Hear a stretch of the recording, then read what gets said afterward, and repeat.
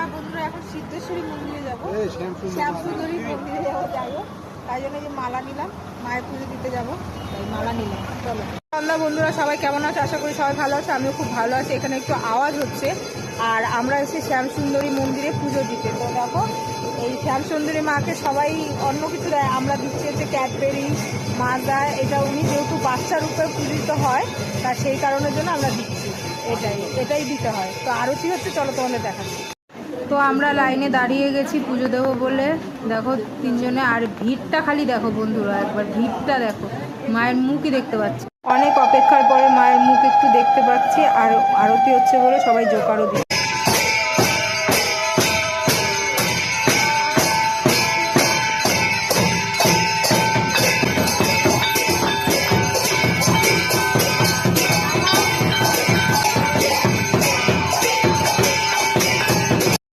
অনেকক্ষণ লাইনে দাঁড়িয়ে দাঁড়িয়ে সবে লাইন আমাদের এসেছে। এবার আমরা পুজো দিতে যাচ্ছি।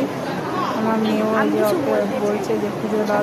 বন্ধুরা, আমাদের অবশেষে পুজো দেওয়া শেষ হলো শ্যামসুন্দরী মন্দিরে। তো চলো, তোমাদের ব্লগটা কেমন লাগলো অবশ্যই জানিও, কমেন্ট করে, লাইক কমেন্ট শেয়ার করে দিও, আর সাবস্ক্রাইব। সবে পুজো দিয়ে বেরোলাম। জয় মা শ্যামসুন্দরী, বলো জয় মা।